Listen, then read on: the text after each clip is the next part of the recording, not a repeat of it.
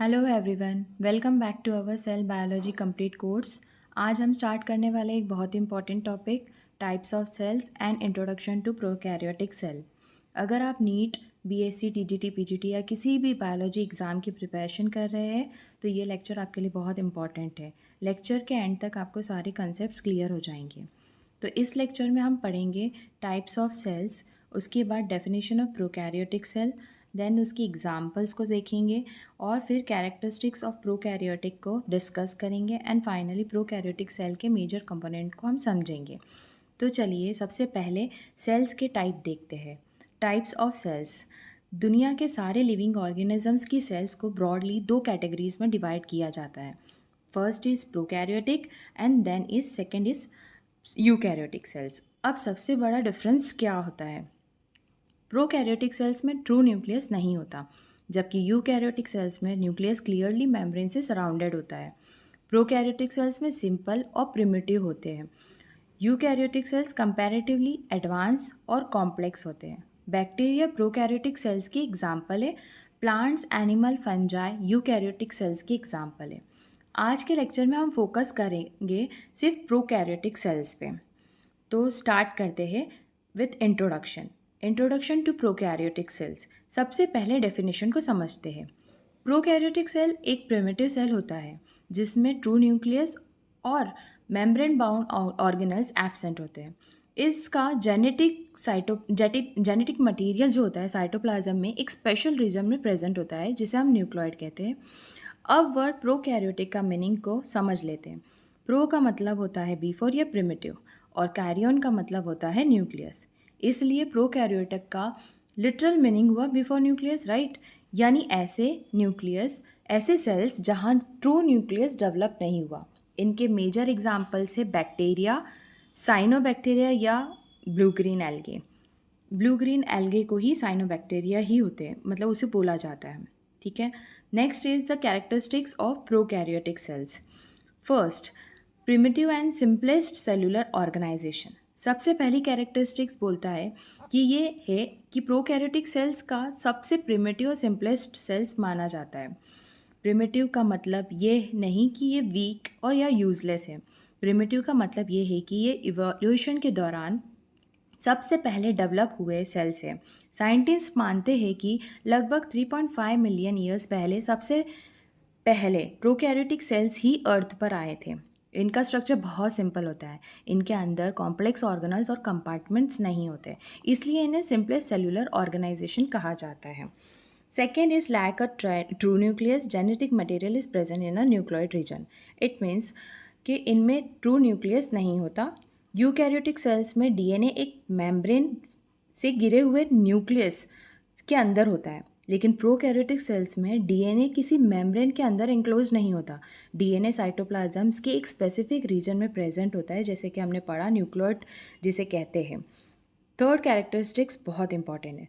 No membrane bound organelles such as mitochondria, chloroplast, golgi body and endoplasmic reticulum. इसमें जो prokaryotic cells में membrane bound organelles नहीं होते हैं। मेम्ब्रेन बाउंड ऑर्गेनल्स वो स्ट्रक्चर होते हैं जो एक मेम्ब्रेन से सराउंडेड रहते हैं। करेक्ट। ये सब यूकैरियोटिक सेल्स में मिलते हैं लेकिन प्रोकैरियोटिक सेल्स में एब्सेंट होते हैं। इसलिए इनके अंदर सेलुलर एक्टिविटीज़ कंपैरेटिवली सिंपल तरीके से होती है। Now, the fourth point is usually unicellular organisms, though some may form colonies and filaments or filaments. यह कैरेक्टरिस्टिक्स ये कहता है कि जनरली यूनिसेलुलर ऑर्गेनिजम्स होते हैं। ये यूनिसेलुलर का मतलब है कि पूरा ऑर्गेनिज्म सिर्फ एक ही सेल से बना होता है।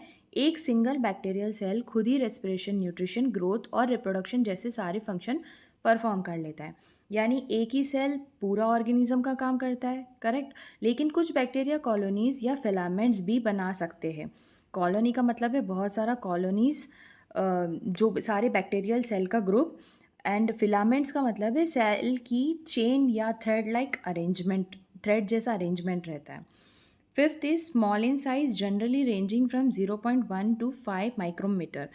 ये प्रोकैरियोटिक सेल्स का साइज़ बहुत छोटा होता है। जनरली इनका साइज़ 0.1 माइक्रोमीटर से 5 माइक्रोमीटर के बीच होता है।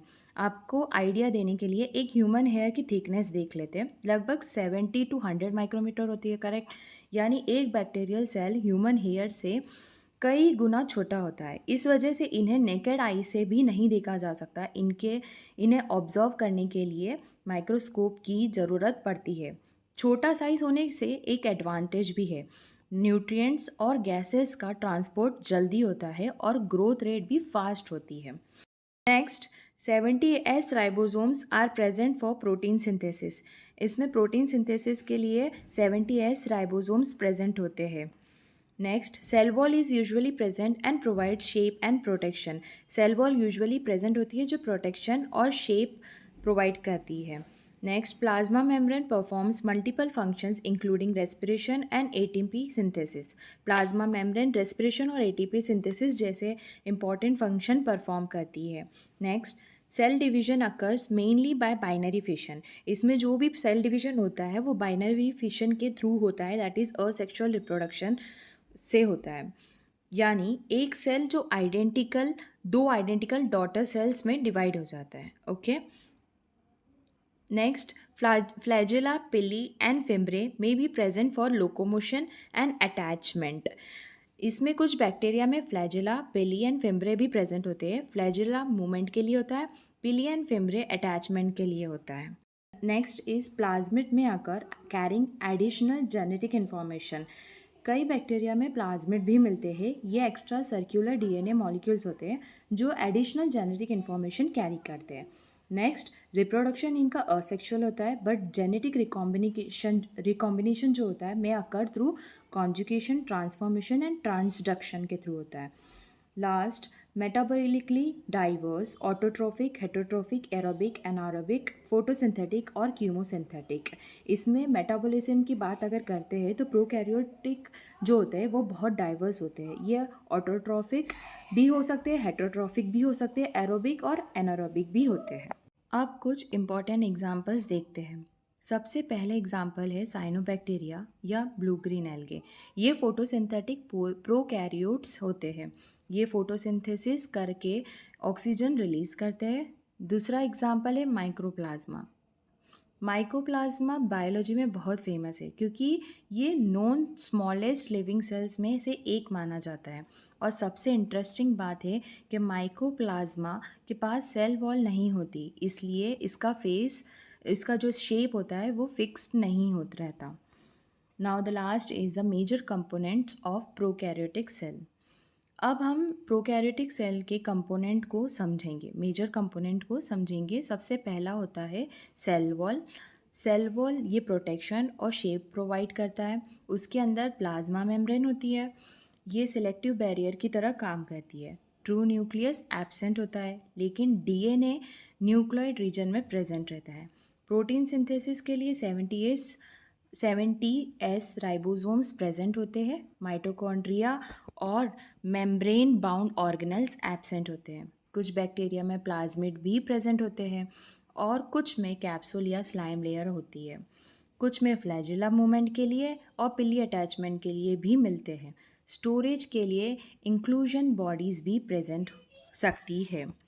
ओके, तो यहाँ पे हम प्रोकैरियोटिक सेल का इंट्रोडक्शन पार्ट स्टॉप करते हैं। यहाँ हमने इस लेक्चर में पढ़ा है सेल का mainly 2 types. Prokaryotic cell are primitive and simple.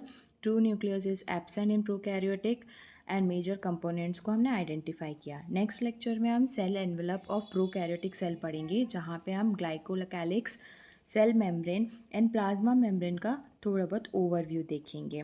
अगर लेक्चर हेल्पफुल लगा हो तो वीडियो को लाइक करें, चैनल को सब्सक्राइब करें और बेल आइकन ज़रूर प्रेस करिएगा। Thank you for watching. See you in the next lecture.